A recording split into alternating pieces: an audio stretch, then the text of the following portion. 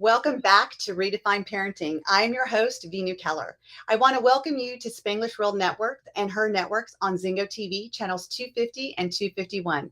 Please remember to download both Zingo TV app on the respective app stores and on iOS and Android devices. While you download, make sure to rate and leave a comment. The app is free. Zingo TV is also available on Google Chromecast, Amazon Fire Sticks, Roku Sticks, and also on all smart TVs 2016 and forward. Today, I have an amazing guest. And the reason why I am so excited about her is because this topic has been coming up in my household quite a bit between my husband and I. Not only that, I have the honor of coaching a lot of parents and kids, and parents start to ask me, when should we start talking to our kids about sex? And I always say, there's lots of books on it because I never wanted to take responsibility of saying, when we should, when we shouldn't. And I have never formally met Amy, but I have been a part of her newsletter and her network. And I see the content that Amy produces and what Amy has to say. And it really makes a lot of sense. And not only that, it goes along the line of what I tell parents to be curious and not critical. The stuff that Amy produces that I have seen thus far has a lot of stuff that's really about curiosity and about how to explain things in our kids' way in a way that their brains at their age will understand it. So without further ado, I just wanted to welcome you, Amy Lang, to the show, Redefine Parenting. Thank you for having me. It's my pleasure. Absolutely. So, I'll just start off. So I have 10-year-old twins. I have raised two other children. They're 28 and 24. And I remember when my 28-year-old was probably about 11 or 12, I got a book for him that all talks about how his body changes. So that was all great because it talked about how his body is going to start changing, how it's going to start developing. He's going to get hair in places he never thought hair should be. And, and then when his brother got to that age, I was giving him the book and he's like, yeah, Mom, I already know. I'm like, oh, okay. But I don't know if I ever recall sitting them down and talking about sex. It was almost like I assumed they knew when they became teenagers. So what I would love to know, and the burning question is, when is the right time to talk to our kids about where babies actually come from? And I love because you're birds and the bees. And I was like, great. When do we have that conversation? So there are a lot of myths about when to have that conversation. So I'm just going to talk about them and tell you a little bit why they're wrong. And then we'll talk about the actual ideal time. So Love it. people think that the time to talk is about 10, 11, 12, when sex ed often happens in schools. They think that when your kid asks a question, they're ready. What do you do if you have a kid like mine who told me and his father that he would never ask us a question about sex? It's a really great moment as a sex educator. And so those are a couple of the myths. Some people think you should do it right when sex is on the table, so when they're in high school. Some folks think that it is just, like you said, they'll figure it out. They'll be fine. They'll figure it out. So all of that is wrong, frankly, because what you're doing is you're basically letting your kids steer the ship, right, in terms of when they have this conversation, when they get this information. Not always, but a whole lot of that is it's out of your hands, right? Mm-hmm. In some way, you're letting the world dictate, well, a bunch of myths dictate how to have the conversations. So this may come as a surprise. And so, maybe take a breath. The ideal time to get the reproduction piece out of the way is when they're 5. Yeah. So breathe. Okay. Like I said. Yeah, Okay. I need to take that in. 5 years old. So when you say that, are you taking into consideration like the brain development of 5-year-olds? Yes, totally. So let me explain why 5. Okay. Yes. And that is not the first sex talk. Okay. We're just talking about getting the baby making piece out of the way. So the reason it's 5, if you think about 5-year-olds, what are they like? They're open, they're curious, they are going to kindergarten where they're going to be hanging out with a whole lot of people who have all kinds of information that they might not have. They are their world's expanding. They don't come into the conversation with all the stuff we do. So when you say the usual way a baby is made is penis, vagina, sperm, egg, blah blah blah, they take that information in as the same way as if you said this is how butter is made. It's just science to them. They because don't they're know, right? I'm sorry, they're so innocent still. They have no idea that there's any type of connotation to it. It's not good, it's not bad, it's not yuck, it's not good, like nothing. Nothing.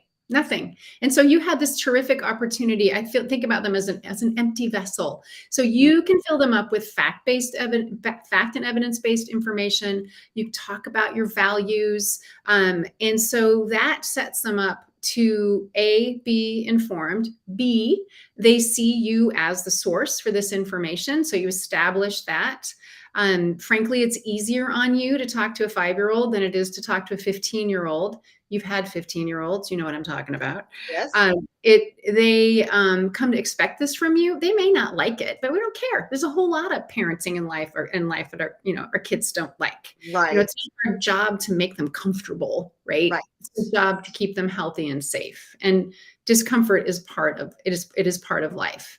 And so when you're talking about baby making, it's not just the usual way. But it always takes a sperm and an egg.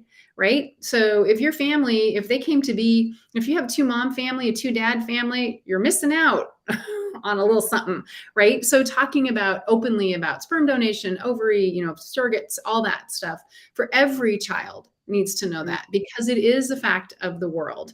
And, and it's fun. It's interesting, right? Like we're the ones that are like, oh my God, because, we've had sex and we know the good, the bad, the ugly, right? We have a personal experience. We had terrible sex education, right? Did. Right? Definitely. Not good examples. So I think my big message here is that you need to think about this in a logical way. It does not hurt a child to know about even pleasure. Like you should tell your kids most of the time when people have sex or make love, they do it because it feels good to their grown-up bodies. Do you hear my language? Grown up. Yeah. We want to establish that sex should feel good, right? Because that's the main point of it. It's not baby making. Like all the sexual things we do are about pleasure. And I know it's hard to think about your kid and pleasure and talking about that. But imagine if the primary message you got growing up was like, hey, this is something that should feel good to your body. That's a really joyful, wonderful part of life. Sure, things can go sideways. You do need to be safe. Talking with you openly about consent and healthy relationships and birth control. If that, everybody needs to know about birth control, no matter their sexual orientation. Talking openly about that, how much better you would have done, right? I know I would have done better. I made choices. Yeah, I think we all did. So let's talk about some of the fears, because I'm just going to be, like I said, a real raw conversation. So like some of the fears that comes up for me. Well, first of all, I'm going to call my mom after this and say, Mom, you did good. Because she taught me when I was like 6 with the Joy of Sex book. And because I had an older brother, and I guess she just thought it was time to teach him. So she was going to kill 2 birds with 1 stone, bring on the little 6-year-old and the 9, 10-year-old, right? And here we are. And I was like, looking at these pictures of a male body. And I was like, oh, wow. Like I was kind of, mortified at the time, I guess is the word I would use now to describe what I was thinking back then. And I remember going to my best friend, Tiffany, and I was like, oh my gosh, let me tell you, oh my gosh, my mom showed me these pictures, and we just started laughing and giggling about it. Like, did you know? And so now as a mother, that brings into fear for me, because I was talking to my husband about this literally like 2 nights ago. And I said to him, because there was a commercial on TV, and I was like, oh, change the channel, because my stepdaughters that are almost 18 and 15, I was like, okay, we got to turn this off. Why? Because my twins don't know this. And you know what? They probably do. And I think that they don't. Maybe. And the fear that showed up for me was, if I tell them my daughter's like me, she's going to want to go tell everybody, like, guess what? My mom said this and that. And then I'm afraid it'll go to school. And then I'm going to get a call from the school principal going, okay, So your daughter came to school and was telling everybody about this and that and that. And I guess because I had no scientific knowledge, I had no expert like you teaching me. So I felt no certainty or validation to back me up of why I thought, except for the fact that it's my child. I feel it's my responsibility as their parents to make the choice of when I want to talk to my daughter, to inform her and because I was a boy girl twin, about Yep. their bodies and what's going to happen and how babies come from. So my daughter can stop thinking that we poop babies out. Oh yeah, I would like that. Yeah.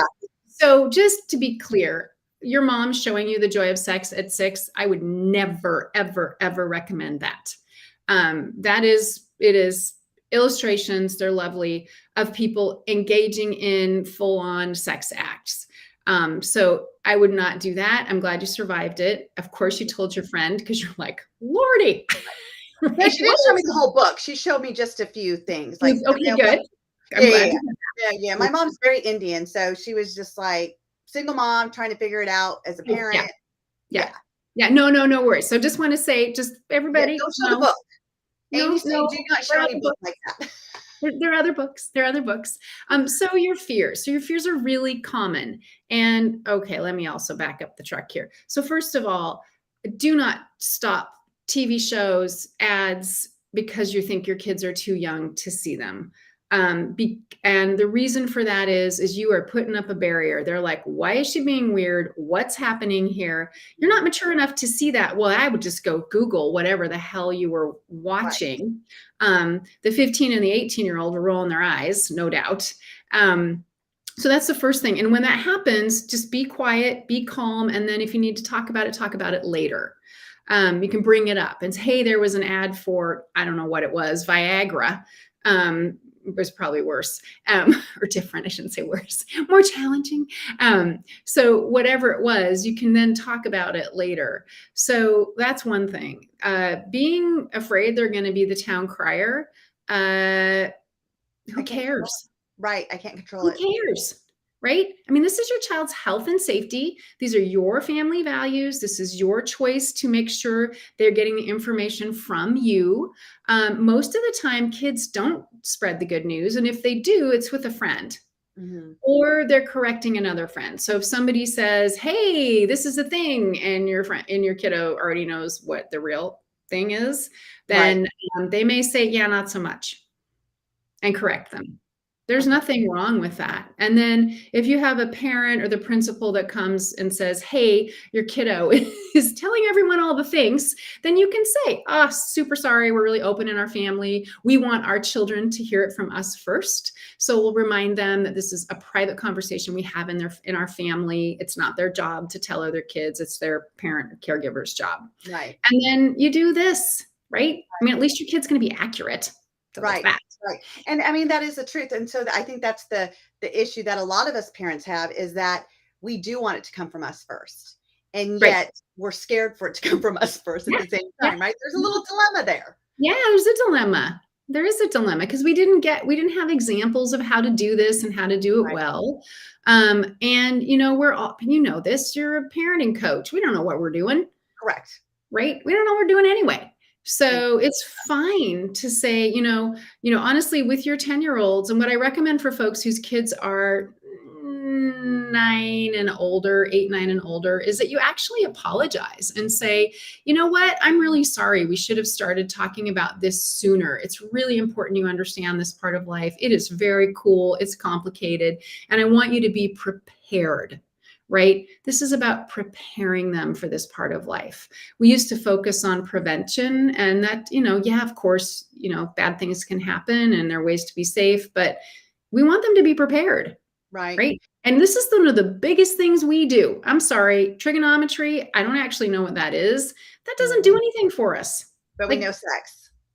But sex. Yeah. It does. And you know what? And it's so important. And, there's so much controversy now of like what's being taught at what age and whatnot, about the different types of sexual encounters from different partners and whatnot. And I'm not going to make the show about that, because this is really about helping parents with the right type of language to use, when to use it. But I do want to say this, is that when I was growing up in the 70s and 80s, I remember in 5th grade was the first time we're going to have sex ed. And all of us, because we were like 10, we're all giddy. We're like, oh my gosh. And to be honest, most of us already knew what it was. I mean, me a little bit earlier than people, but me and my best friend knew, I should say that. Yeah. And then I remember it was all, and then we were separated and we just learned about the girl's body. We just learned about the uterus and the ovaries. We didn't hear anything about sex. Like in our mind, we thought sex was what two people do together. We didn't know sex was like our sex, like our female sex, our male sex, and it was so interesting. And then I remember going into 6th grade, and 6th grade, we had joint sex ed. Mm-hmm. And we were like, oh gosh, here comes the big talk. No, we went back over the bodies again in front of each other and about the girl's period and all this. And I was like, okay, so when is the talk going to happen? And then when I fast forward, when I went to college, I actually took a class on human sexuality because I really didn't have anybody to tell me the ins and outs, right? My mom spent 5 minutes showing me like 3 or 4 pictures, explaining it, and then we were done and we never talked about it again.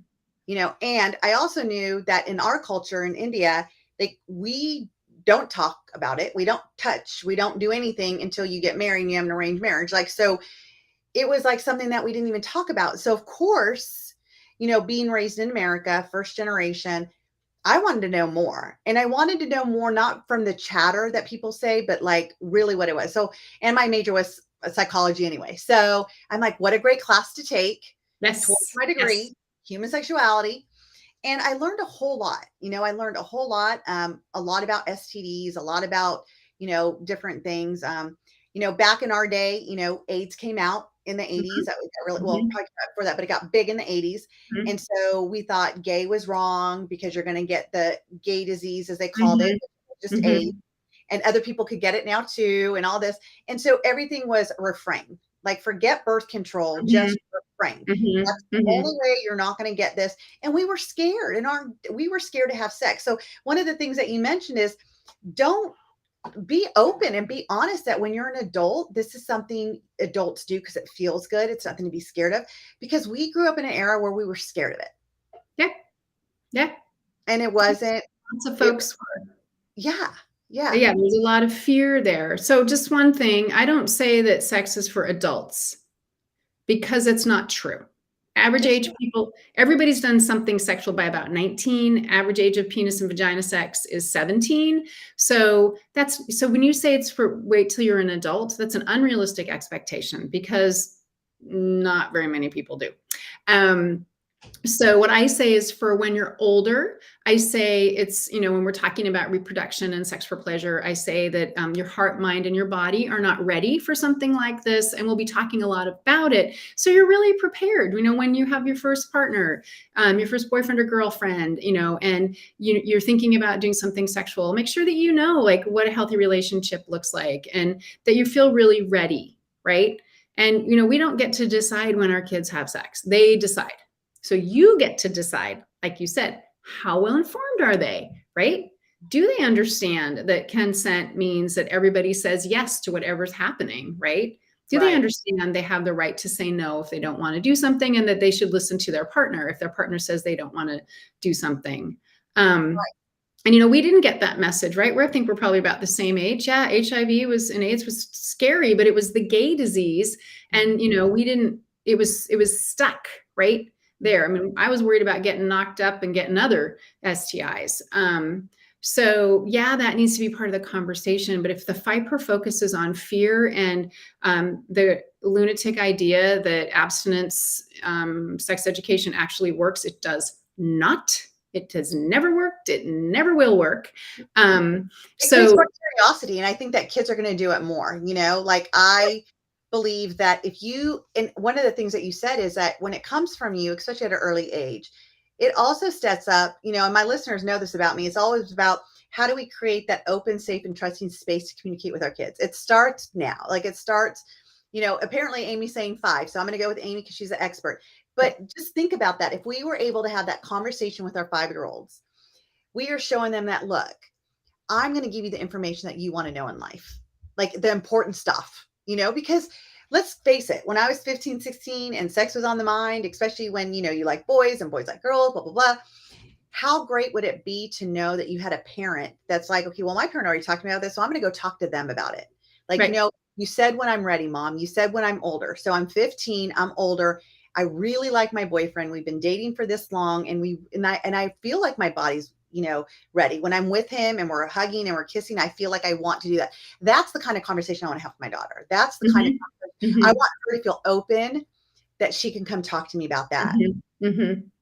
Yeah. Because we can't tell them when they're ready. I Right. remember when my older son came to me and said, him and his girlfriend, I was at a friend's house on Halloween.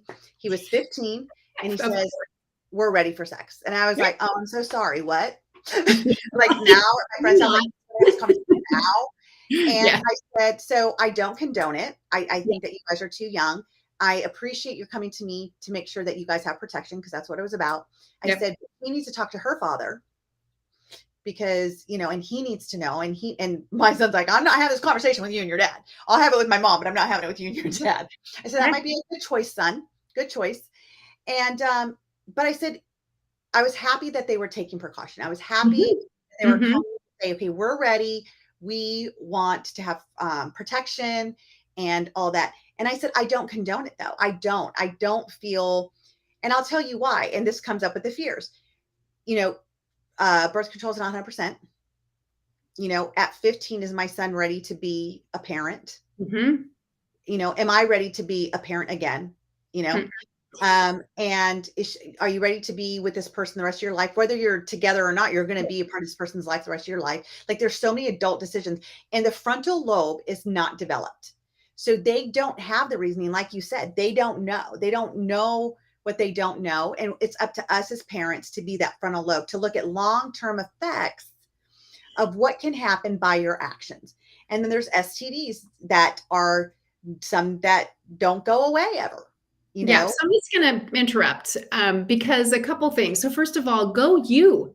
They picked you, They did. right? And even though you were not a fan of them getting busy, like, or at that age, the reality is, no matter what you said, they could go behind your back and do it, or they, Correct. right? You can say, I don't like, I really think you're too young. Here's why. Here's some things to think about.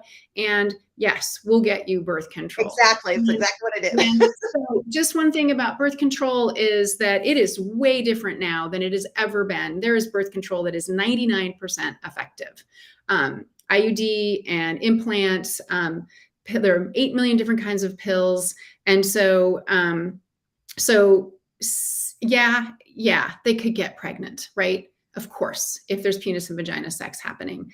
But we need to be informed too about, what's going on out there. And again, focusing on don't get pregnant, don't get an STI is not motivating. Talking about, hey, how, like, hey, okay, are you really ready for this? Are you being pressured? What does this mean to you? Like, those questions that you asked are really important. And again, I'm just going to go back to the starting early, because you can have those conversations along the way. And so they know, like, hey, I really believe you should wait until you're in a loving, committed relationship, until you've been with your partner for, you say whatever, and they're going to do whatever, They right? are. Right? They're going to do Like what they want to six do. months. 6 months, right? And if pregnancy can happen, please let me know. You want to them to understand like that from an early age. And then if you're open about it when it's time, like you did something real great there where they came to you. I mean, I did high five, high five. So just that's why you start sooner rather than later. And it's so much easier to talk to a 5-year-old than it is to a 15-year-old. Yes.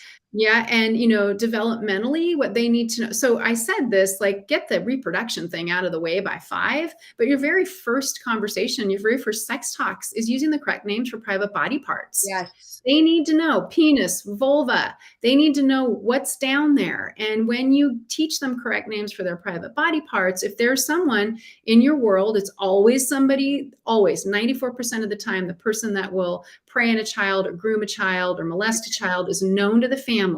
And so if you're having a family dinner and your 4-year-old, announces to God and everyone, Mama, my vulva itches, that person is going to go, okay, I'm not targeting that kid. They're talking with their parent. Right. Same with Oh, having nice. sex talks.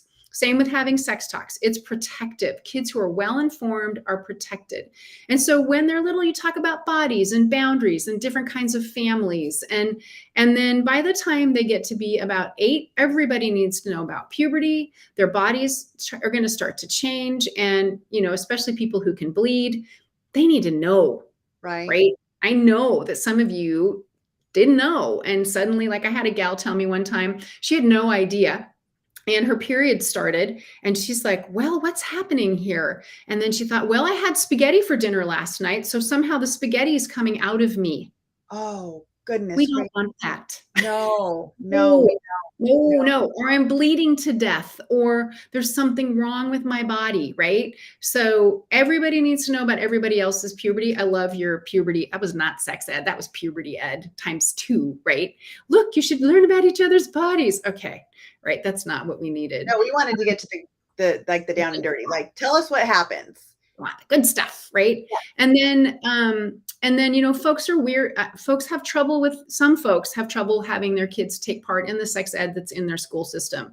So ideally, they're in a school system. I'm in Seattle, Washington. In Washington State, we have comprehensive sexuality education. And what that means is it starts in kindergarten. They are not teaching kindergarteners about BDSM. Okay. There's a lot of myth out there about what they're teaching. They're teaching about bodies, boundaries, consent. They don't get to like big stuff until they're in high school.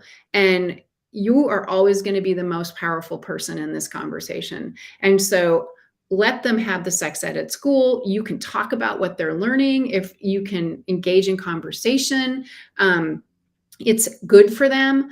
Even if it's abstinence only education, it is great fun to talk about how that is all backwards and wrong. And again, I'm just going to say this again, that does not work. Every state in the United States that has that kind of sex ed, all mostly southern states, they have the highest teen pregnancy, HIV, and STI rates. So it does not work. Anyway. So I have a question, because I want correct information. So I keep calling it STD because that's what I was trained. And you say STI. So has it changed? Am I wrong? Like, I want my listeners to be educated. So STD is sexually transmitted disease. A disease is like cancer, right? So the connotation is that it is big, not going to go away. So we don't use that anymore. We say infection because most of the time it is an infection. Chlamydia is an infection. Herpes is a lifetime companion. It's more of a disease, but part of that is to take away the stigma around it. So we say STI. We don't say lose your virginity. We say first time sex because virginity has so many horrible shame, right? And connotations, right? And lose your virginity is like you're losing something. And to be honest, when it's your first time and it's beautiful and you can make it that way, like that's, how I want to explain it to my daughter, in a private way, is that, it could be the most beautiful thing that happens to you. And it's like, you're not losing anything. You're gaining something, Yes. And so I love that. I love that we're taking away that you're losing your virginity. And just don't say that. Yeah. Yeah. And I think but all of this came from, though, back in our days of growing up, is our families were so scared, number one, of reputation. If you're like the girl that's going around, what names are going to be called? And like, not my daughter. And pregnancy, and then STIs. Like those are, I think, were like the 3 things back when we were growing up. Yep. Why it was like refrain. And then, again, STI would be the AIDS as well. So, I mean, I can't stress this more, and my listeners know this because I'm always talking about like the different generations. Like we are not raising Generation X kids anymore. Like we're grown up. The Generation X kids are now raising the millennials, the Gen X, the Gen Zs, and now the Alpha kids. We have got to change with the times. We have got to realize that we are smarter at 5 than we were back in Gen X. Like every generation gets smarter because there's more development. There's more going on in our world. And if think we're going to raise them the way we're raised, we're going to miss out. Yep. We're going to miss out. It's totally different now. And we can't, and because of the rate that information comes to our kids, and it's information that lots of us don't want our kids to have until they're, early 30s, we have to get ahead of it. And the only way to get ahead of it is to take care of of that part of Awareness. parenting. Yeah, and I have a new book. It's called Sex Talks with Tweens, What to Say and How to Say It. And the thing that people always ask me is exactly that. What do I say? Give me the words. So the whole thing is scripts. Do you have a book on how to talk to kids from 5, like elementary age? I have another book called Birds and Bees and Your Kids, which is about how to talk, kind of how to get you ready to talk, get yourself ready. And there is absolutely information in there about how to talk to younger kids. Okay, The nice thing about that's a key thing, because again, most of us are Gen X kids that are having that are, yeah, we need to have the talk now. Like that's what Amy's saying, everybody. You got a kid and you're a Gen X, we need to have the talk now. Like I'm doing it tonight, just so y'all know. I'm doing it tonight. well, I'm going to give you some tips. Don't go crazy town, my friend. Do not go crazy town. Let me give you some tips before you're like, hello, it's time. Because they are not going to like that at all. At all. Yeah. So Birds and Bees and Your Kids is kind of a primer. And then Sex Talks with Tweens has tips about how to talk to your kids for sure. But the majority of it is you just open it up and how do you talk about oral sex? There's a script. And I generally don't do this, but where could they find it? Because this is so important to me, obviously. Yeah. Where can my listeners find these books? Yeah, so they're on, Amazon, of course. Amazon. So yeah, and other places, but that's where we all are. Yeah. So here, let me help you out here, because you are officially allowed to start the conversations, but you're not allowed to be me doing what I am to y'all right now. So, and this goes for everybody. So kids who are 8 and under, you can just say, hey, you know what? We're old enough now to start talking about this. There's some great books, and you're already reading books with your kids. So just throw in a copy of It's Not the Stork or It's So Amazing. And they, and read it. Read it yourself first. They're not going to do anything. They're going to be like, oh, wow, that's weird. And you're like, yeah, it does seem weird. You're a kid, right? They're sex positive, which is another thing. Sex positive means what we've just been talking about. Sexuality is a wonderful, good, joyful part of life. Sex positive does not mean that you're all for, all kinds of crazy sexual stuff. Part of being sex positive is saying, you do you, right? You do you. So I just want to clarify that. And then with kiddos who are like your kiddos' age, I would apologize. And I would say, you know what? I'm really sorry. We should have started talking about this sooner. I didn't know if you were ready. I didn't think I was ready, but I'm ready, and you got to know. And then I'm going to get you some books, and then you're done. That's all you're going to do tonight. Okay? All you're going to do, because you're setting the stage. You have a little work to do. And then get them books. Everybody needs a book about puberty by the time they're 8, like I said. And actually the best place to get books from me is birdsandbeesandkids.com. I have a bookstore there. It's all in, you can go shopping. And so you get that out of the way, and then get books for them. And then you've kicked the door open. And so you can say, hey, little miss who thinks, did you say that they poop out babies? Mm-hmm. Is that you?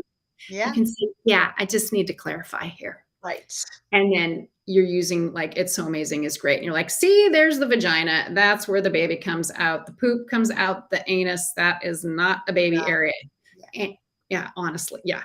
So, and then by the time they're in 6th grade, they should know the basics of everything. And mind you, I'm saying the basics, right? You are not the Kama Sutra or the Joy of Sex for your kids. They don't need you to teach you you don't get to teach them how to have sex. Whew, I know, who wants that, right? I don't. And that means they know about the good, the bad, the ugly. They understand consent. You're talking openly about that. You're talking about crushes and healthy relationships. You do need to talk about sexual assault and rape and abuse. You have to talk about that. You aren't starting with that. Just saying. Well, no, and you know what? I think though that like that's where we did feel comfortable. Like I speak for my husband and I. We have taught our twins the correct terminology of their parts. We explained why we call them private, why they need to be covered. We talked about good touch, bad touch. Excellent. We talked about, if it's uncomfortable, you say no.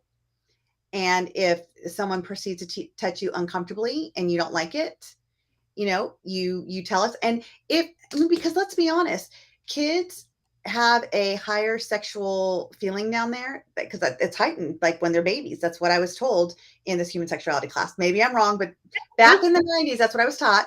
Yeah. And they said that that's like a lot of abuse. Like kids they're confused because it feels good, but it's not right. You said it was wrong.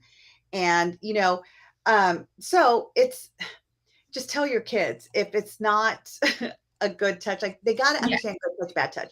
And And that yeah, they do need to understand that. And it's great that you've been talking about with your kiddos about that, because it is really fundamental to their safety. So just a couple tweaks, safe touch, unsafe touch, because good has a connotation. right, And it does.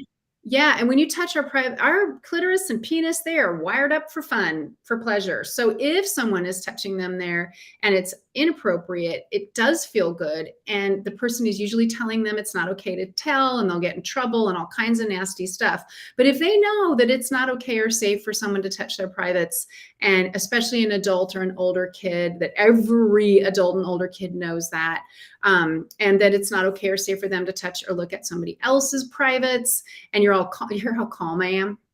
Like you're all calm about it. And then you say, you know what? You can tell me, you won't be in trouble. We'll make sure that you're okay. And we'll get that other person help. Right. They usually know, love, and trust that person. They don't want them to get in trouble. And let them know. Sometimes people will tell you that you'll get in big trouble if you tell, and you say, that is not true. Not with us. That's not a thing. We got Right. you. We got you. Again, really good books. C is for Consent. I Can Play It Safe. There's lots of Consent for Kids, which is a great book for kids who are 9 and up. Love it, love it, love it. So these, it's not like, it's not just the penis and the vagina, right? It's not just puberty. It's a big part of life, right? It is something that we do our entire lives. Again, back to trig. You don't need it. You don't need it. Yeah, yay, academics. But at the end of the day, they're not going to get you where you need to go in terms of the things that we do all the time. Be in relationship, be in our bodies, be in romantic relationships, be in sexual relationships, have an experience of our sexuality. We do that our entire lives. So my belief is that fine, your kid gets A's, whatever. But if they're not getting A's in this, they're kind of, I swear a lot, they're kind of screwed, frankly, right? And it's our job. And it doesn't have to be super hard. It can be fun and funny. And one of the things that I tell parents is like, remember to look at what is in your control and what's not. What is in our control is teaching our kids about their body and what their bodies can do and what's great about it, what's not great about it. That's our control. What we can't control is the choice that they make to go have sex. So my philosophy is that if I do everything in my power to teach them right from wrong, from safe to not safe, and they still make that choice, then they're aware, because it's all awareness. And then I am not going to be, oh my gosh, they did this, they did that. Well, I can only feel that way if I didn't give them full warning. Right. We teach our kids right from wrong. My adult kids have made choices, they've been in trouble, and it's like, okay, so how can I support you now? And what did you learn from it? And hopefully this won't happen again. Same thing, because whether we like it or not, our kids, I hate to say it, get ready for it. They're going to have sex. They are. They're going to have it. And so I've always been, obviously, by telling you my story of my older boys, I've always been a fan of having the conversation and being open. And I'm very grateful that my son came and told me. And it's still not easy to know when the right time is, because I didn't even choose the right time, as you so kindly told me. Like, that was not the right time. Okay, yeah, and I can do better now. And that's why I tell everybody, I said, my twins were my do-over to get it right, like to have a second chance. Come on. They're all going to end up in therapy, right? There's nothing perfect. And this also leads to bigger, broader conversations. So if you're safe to talk to about this, then if one of their kids is using drugs and they're afraid or anything's going on, they will see that they can talk to you. So this is broader. And then the other thing that I love about being an open and askable parent who's providing lots of sexuality education to their kid is that you will be a resource for their friends. They'll know that's happening. So if they have a friend who's in a difficult situation of any kind, they're going to be really likely to come to you and you'll be trustworthy. You'll be able to guide that child, help that child talk with their parents if it's appropriate. Sometimes it's not. And depending on their family structure or whatever. So it's a real place of privilege when Right. when another child confides in you. And I'm guessing you probably had other kids confide in you. I have. And so that's my next question for our listeners is that, so say your child goes and starts talking to Johnny about it, and then Johnny's coming over for a sleepover, and they're like, Miss Amy, me and your son were talking. He was like talking about this, and my mom hasn't talked to me about it. Can you tell me, what do you say? What do you do? So if another kiddo is asking you directly, like a young kid is asking you directly about stuff, then what you need to say is, oh my gosh, it's so normal to be curious about that. Well, actually, what I would say first is like, oh, tell me what you know, because you want to gauge a little. And then Right. I'd say, it's super normal to be curious about this. And you know what? Honestly, it's not my job to talk to you. It's your job to talk to your mom or your dad or who's ever, in charge of you. You know what? How about I let them know that you're curious and you all can get that conversation started. So then you go to the family and you say, hey, heads up. Yeah. We're really open in our family, and we told our kiddo that it's not his job to talk to other kids, but he just spilled the beans. So That one time. here, yeah, gotta let you know that this is what they told me. So I have these great books and resources for you if you want some help with this, but you really need to get going because he's going to get misinformation. And you can just say again, and then you say, and again, I'll remind our kiddo that it's not their job. Right. Right. Right. Well, And then this, right? cross your fingers and pray. I think it's funny because I think a lot of us parents, and I don't know, you probably get this question more than ever when people say, well, when's the right time? And I think one of the fears is that, like, it's kind of like Santa Claus. Like, when do we start to tell our kids, this and that, and the Easter Bunny and all these other things? And some people, they're upset that your kid told their kid, and it's like, well, sorry. I mean, I don't. Yeah. And so, like, if they're upset about Santa Claus, are they, what? This is a bigger topic than Santa Claus. Right. Well, Santa Claus is not about health and safety. Santa Claus is about fun. Right. Right.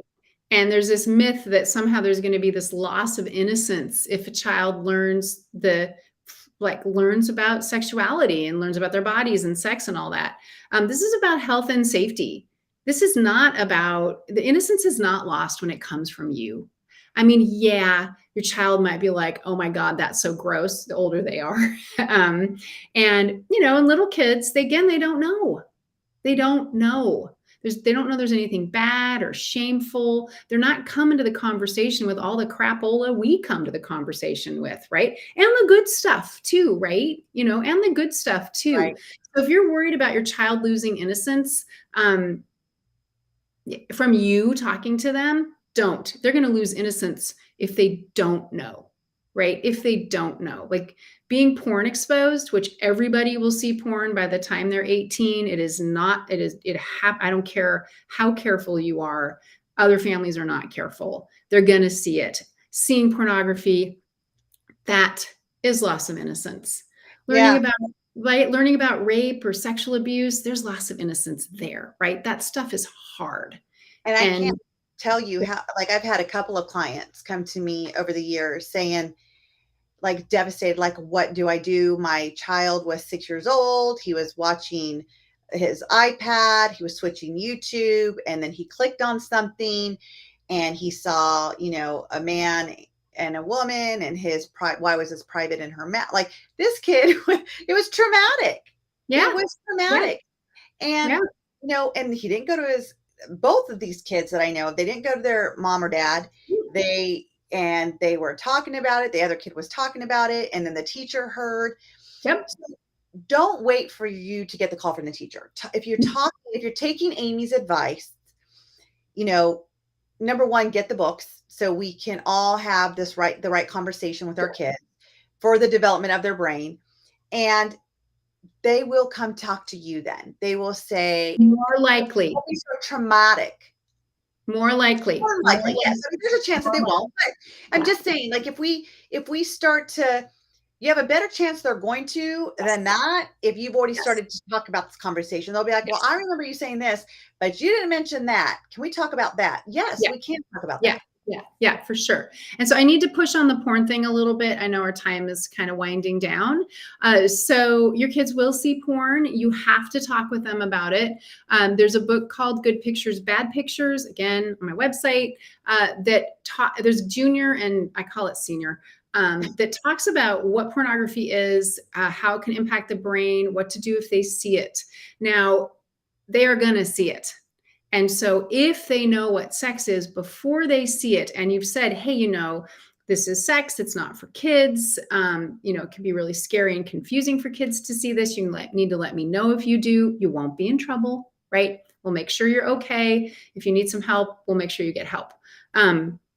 So they have to know about it. And when they know about sex, it contextualizes it. And they're like, okay, that's adult stuff. I shouldn't be looking at it. And they're more likely to turn off the app, and they're more likely to tell you. But if you are not using a monitoring and filtering, you need to, because they will see it exactly like you explained. It's accidental most of the time. So monitoring is watching where they're going. You can see everywhere they go, and filtering is blocking terms. There's a product that I really like is Bark. It works really well. It's easy to install. Think about the monitoring and filtering like the monitoring is a seatbelt. You'd never let your kid in the car without a seatbelt, ever, ever, ever. You should not let your kid go online without monitoring. It's the seatbelt of the internet. And then the filtering is like a car seat, right?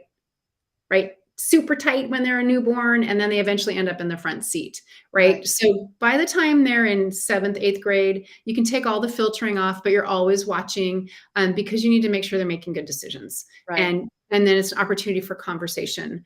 And if you don't believe me, then pretend you're 10 and search sex. Right. And you can't unsee things. You cannot unsee things. I do it once a year, and I'm always like, ugh, gross. My husband always says, you can't bleach your eyes. I wish I could bleach my eyes. You can't. And I want to say this. There was a program. So we're really lucky at the school that my kids go to. It's a private school. And Protect Your Eyes is another place that came, and they talked to us. They did a whole webinar with us families. And so we got like a subscription to the basic whatever. But they also recommended the Gab phone, which that's what I got for my kids. Yes, absolutely. My twins have the Gab phone. And also they said, watch the show Child 2.0 or yeah, I can't help you. Yeah. And Childhood 2.0. And it's on YouTube, and it's also on Prime. And I watched it. And the reason why I bring this up is because you're talking about porn. They're addicted to it in middle school. They're addicted to it. Their body, they see it, their body reacts. They enjoy the pleasure. And now it becomes something that they're all doing. They'll bring their friends in. And so that is why Amy, this is why I brought you on, because we have to have this real world conversation. We have to get this out to all of our listeners, to all of the world, that it is not a bad thing. Right. And I love that we're taking off the good and the bad, and we're putting safe and not safe.